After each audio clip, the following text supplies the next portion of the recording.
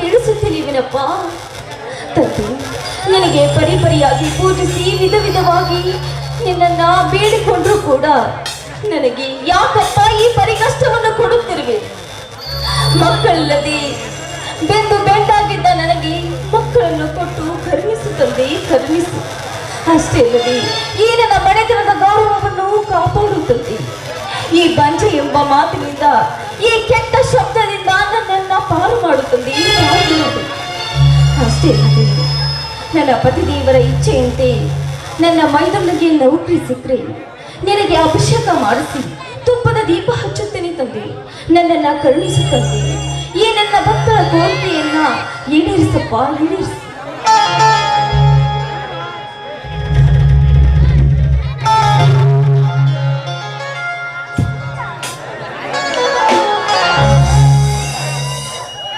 ದೇವರ ಪೂಜೆ ಮುಗಿಸಿ ದೇವರಲ್ಲಿ ಏನೆಂದು ಬೇಡಿಕೊಂಡೆ ಸುಮತಿ?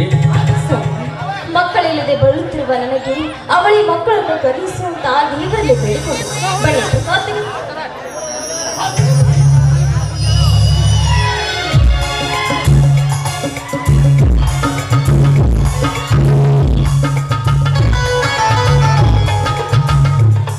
ಏನು ಈ ನಿನ್ನ ಪತಿರಾಯನ ಬಗ್ಗೆ ನೀನು ಏನು ಕೇಳಿಕೊಳ್ಳಲಿಲ್ಲವೇ? ಇಲ್ಲ ಸರ್, ನನ್ನ ಪತಿಯ ಇಚ್ಛೆಯಂತೆ ನನ್ನ ಮೈದುನಿಗೆ ಏನಾದರೂ ನೌಕರಿ ಸಿಕ್ಕರೆ ಅವರಿಗೆ ತುಪ್ಪದ ದೀಪ ಹಚ್ತೀನಿ ಅಂತ ಬೇಡಿಕೊಂಡೆ. ಸುಮತಿ, ಎಂತ ಸದ್ಗುಣವತಿ ನೀನು. ಸುಮತಿ, ಅದೆಂತ ಹಾಲಿನಂತ ಮನಸ್ಸು ನಿನ್ನದು. ಈ ನಮ್ಮ ಮನೆತನವನ್ನು ಬೆಳಗಲು ಬಂದ ದಿವ್ಯ ಜ್ಯೋತಿ ನೀನಾದೆ. ಚಿಕ್ಕ ವಯಸ್ಸಿನಲ್ಲಿ ತಾಯಿಯನ್ನು ಕಳೆದುಕೊಂಡ ನನ್ನ ತಮ್ಮನಿಗೆ ತಾಯಿ ಪ್ರೀತಿ ತೋರಿಸಿ ಅವನಿಗೆ ತಾಯಿ ಪ್ರೀತಿ ತೋರಿಸಿಕೊಟ್ಟ ಗುಣವಂತಿ ನೀನು. ಹಾಗೆಲ್ಲ ಅಂದಲ್ಲ ಸರ್. ಈ ನಿಮ್ಮ ಮಾತನ್ನ ವಾಪಸ್ ತೆಗೆದುಕೊಳ್ಳಿ. ನನ್ನ ಮೈದುನ ನಮ್ಮ ನಿರ್ಣಯನಲ್ಲೇ ಬೇಡ. ಅವರು ಯಾವತ್ತೂ ನಾವು ಹಾಕಿನ ಕೆರೆಯನ್ನು ದಾಟುವುದಿಲ್ಲ ಸ್ವಾಮಿ, ದಾಟುವುದಿಲ್ಲ. ಈ ಮಾತು ನನ್ನ ಆತ್ಮದಿಂದ ಬಂದಿದೆ ಸ್ವಾಮಿ, ನನ್ನ ಆತ್ಮದಿಂದ ಬಂದಿದೆ ಸ್ವಾಮಿ. ನೆನೆಸುವಷ್ಟೇ ನನ್ನ ಮೈದುನ ಬಂದೇ ಬಿಟ್ಟ ನೋಡಿ.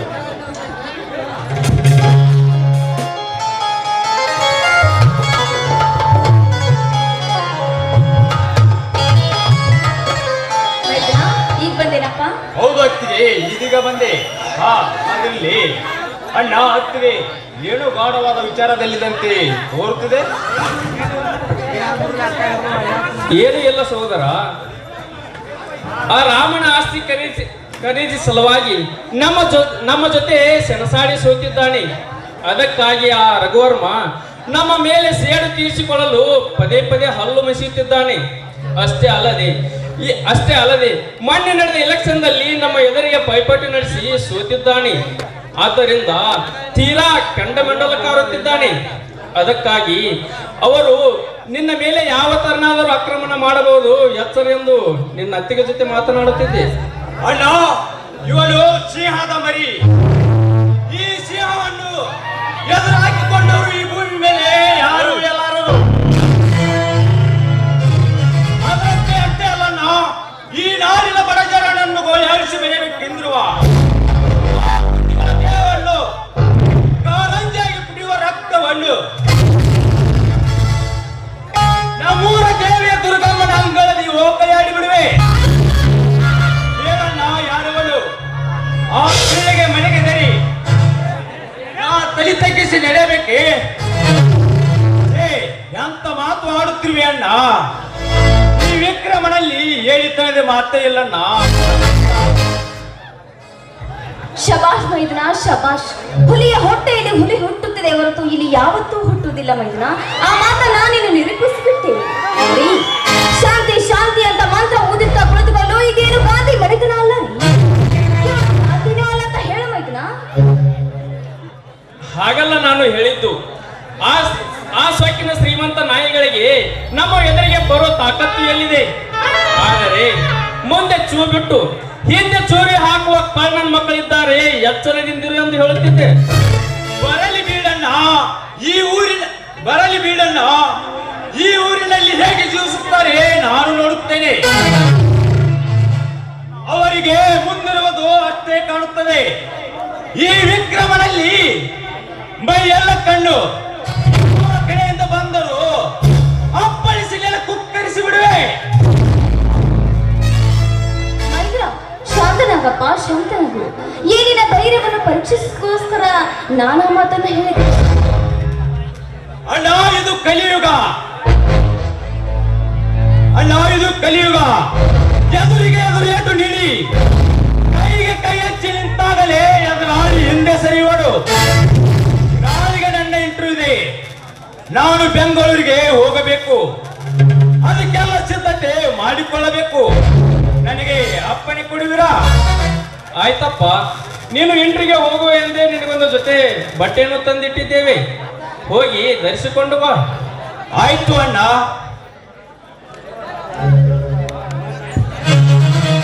ರೀ, ಕೇಳಿದ್ರೇನ್ರಿ ನನ್ನ ಮೈದುನ ಆಡಿದ ಮಾತುಗಳನ್ನು? ನನ್ನ ಮೈದುನ ಬಗ್ಗೆ ಅನೈತಿಕವಾಗಿ ಏನೇನು ಹೇಳಿಸಿ ಮಾತಾಡ್ಬಿಟ್ಟಿದ್ರಿಲ್ಲ. ಹೌದು ಬಿಡು ನನ್ನ ಚಿನ್ನ, ನನ್ನ ರಣ್ಣ. ನಾ ಸೋತೆ, ನೀ ಗೆದ್ದೆ. ಗೆದ್ದೆನೆಂದು ಹಿರಿಯವಳಾಗಬೇಡ. ಛೇ, ಛೇ, ಆ ಭಾವನೆ ನನಗಿಲ್ಲ ಸ್ವಾಮಿ. ನಾನು ಆ ಮಾತನ್ನ ಹೇಳಿ ನಿಮಗೆ ಜೋಕ್ ಮಾಡಿದೆ ಅಷ್ಟೇ. ಅಷ್ಟಕ್ಕೆ ನೀವು ಕೋಪ ಮಾಡ್ಕೊಂಡ್ರೆ ಹೇಗೆ? ನೀವೆಲ್ಲಿ, ನಾನು ಬಡವರ ಮನೆತನದಿಂದ ಬಂದಿದ್ದೆ ಸ್ವಾಮಿ. ನನಗೆ ಯಾವುದು ಹಿರಿಯ ಆಸೆ ಇಲ್ಲ. ನನಗೆ ಯಾವ ಆಸೆನೂ ಪಡೆದ ಹೆಣ್ಣು ನಾನು ಸ್ವಾಮಿ. ನಾನು ಬಡತನ ಮನೆತನದಿಂದ ಬಂದ ಹೆಣ್ಣು ಸ್ವಾಮಿ. ನಾನು ನೀವು ಹಾಕಿದ ಗೆರೆಯನ್ನೇ ದಾಟಿ ನೀವು ಹೇಳಿದಂತೆ ಕೇಳಿ ನಿಮ್ಮ ಸೇವೆ ಮಾಡುತ್ತಾ ಇರಬೇಕನ್ನುವುದೇ ನನ್ನ ಆಸೆ. ಯಾವ ಹಿರಿಯ ಆಸೆ ನನ್ನದಿಲ್ಲ ಸ್ವಾಮಿ, ನನ್ನದಿಲ್ಲ. ಛೀ ಹುಚ್ಚಿ, ನೀನು ನನ್ನ ಅರ್ಧಾಂಗಿ. ನನ್ನ ಅರ್ಧಾಂಗಿ ಅಂದ ಮೇಲೆ ನನ್ನ ಅಲ್ಲ ಅರ್ಧ ಭಾಗವು ನಿಂದೆ ಅಂದ ಮೇಲೆ ನೀನ್ ಹೇಗೆ ಬಡವಳಾಗುತ್ತೀಯ? ನೀನು ಬಡವಳಲ್ಲ ಸುಮತಿ, ನೀನು ಶ್ರೀಮಂತೆ.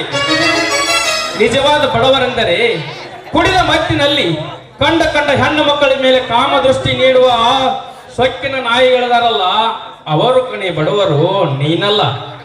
ಈ ನಿನ್ನ ನಡೆಯಲ್ಲಿ ಸತ್ಯವಾನ್ ಸಾವಿತ್ರಿ ಕಾಣುತ್ತಿದ್ದಾಳೆ. ನಿನ್ನ ನಡೆಯಲ್ಲಿ ಅಕ್ಕ ಮಾದೇವಿ ನಗುತ್ತಿದ್ದಾಳೆ. ದಾನದಲ್ಲಿ ದಾನಮ್ಮಳಂತೆ, ಗುಣದಲ್ಲಿ ಇಟಗಿ ಭೀಮಾಂಬಿಕೆಯನ್ನು ಹೋಲುವ ನೀನು ಆ ರತ್ನಶೀಲ ಕವಚ ತೊಟ್ಟು ಬಂದ ಈ ಊರಿನ ಗೃಹಿಣಿ, ಅರ್ಥಾತ್ ಈ ಮನದ ಈ ಮನೆಯ ನಂದಾದೀಪ. ಸ್ವಾಮಿ, ಆ ಮಹಾನ್ ಶಿವಶರಣೆಯರ ಬಗ್ಗೆ ನನ್ನನ್ನ ಹೋಲಿಸಿದ್ರೆ ಹೇಗೆ ಸ್ವಾಮಿ? ಅವರಿಗೆ ದೇವಾನು ದೇವತೆಗಳ ಅನುಗ್ರಹ ಇರುತ್ತೆ. ಆಯ್ತು ಬಾ ನನ್ನ ಚಿನ್ನ, ಇದೇ ಸಂತೋಷದ ಸಮಯದಲ್ಲಿ ಹಾಡಂದು ನಿಂತಿಲ್ಲ. ಪತಿ ಆಕೆ ಎಂದಾದರೂ ಮೀರುವುದುಂಟು. ನಿನ್ನ ಇಷ್ಟವೇ ನನ್ನ ಇಷ್ಟ.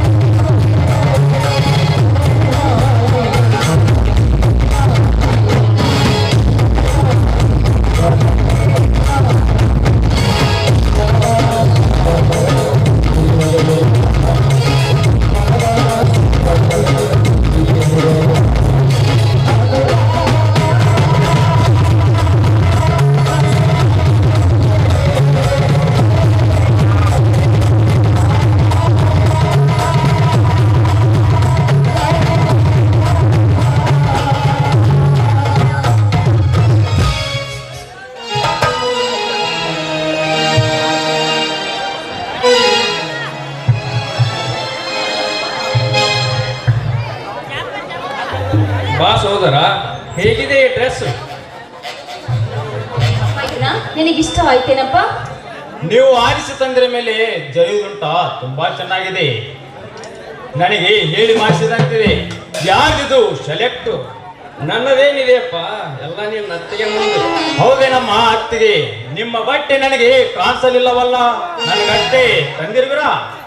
ಇಲ್ಲಪ್ಪ, ಇಲ್ಲ. ನೀನು ಕಾಲೇಜ್ಗೆ ಹೋಗ್ತೀಯ, ನಿನ್ನ ಫ್ರೆಂಡ್ ಜೊತೆ ನೀನು ಚಂದವಾಗಿ ಕಾಣ್ಬೇಕು ಅಂತ ನಾನು ನಿನಗೆ ಬಟ್ಟೆ ತಂದೆ ಅಷ್ಟೇ. ಹಾಗಾದರೆ ಈ ಬಟ್ಟೆ ನನಗೂ ಬೇಡ. ಯಾಕಣ್ಣ ಎಂದಿನಿಂದ ಈ ಬಡತನ? ಬಡತನ ಅಲ್ಲ ಸಹೋದರ, ನಿನ್ನ ಅತ್ತಿಗೆ ಷರತ್ತು. ನೀನು ನೌಕರಿ ಹೋಗಿ ನೀನು ತರುವ ಮೊದಲ ಸಂಬಳದಲ್ಲಿಯೇ ನಾವು ಬಟ್ಟೆಗಳನ್ನು ತೆಗೆದುಕೊಳ್ಳುವುದೆಂದು ಷರತ್ತು ಹಾಕಿದ್ದಾಳೆ. ಅಲ್ಲಿಯವರೆಗೆ ನಾವು ಹೊಸ ಬಟ್ಟೆ ಧರಿಸುವಂತಿಲ್ಲೆಂದು. ನೀವೆಂತ ಕರುಣಾಮಯ ಅತ್ತಿಗೆ, ಅಣ್ಣ ನಿಮ್ಮನ್ನು ಪಡೆದಾನಂತ ಭಾಗ್ಯವಂತ. ನನ್ನ ಜನ್ಮ ಸಾರ್ಥಕವಾಯ್ತು ಅತ್ತಿಗೆ, ಸ್ವಾರ್ಥಕವಾಯ್ತು. ನನ್ನ ಇಂಟರ್ನಲ್ಲಿ 100ಕ್ಕೆ 100 ಅಂಕ ಪಡೆದು ನೌಕರಿ ಸೇರಿ ಮೊದಲು ಸಂಬಳದಲ್ಲಿ ಅತ್ತಿಗೆ ಹಾಗೂ ಅಣ್ಣನಿಗೆ ಹೊಸ ಬಟ್ಟೆಗಳನ್ನು ತಂದು ನಿಮ್ಮ ಆಸೆಗಳನ್ನು ಈಡೇರಿಸುತ್ತೇನೆ. ಇದು ನನ್ನ ಪ್ರಾಣದ ಮೇಲಾನೆ. ನನ್ನನ್ನು ಆಶೀರ್ವದಿಸಿರಿ.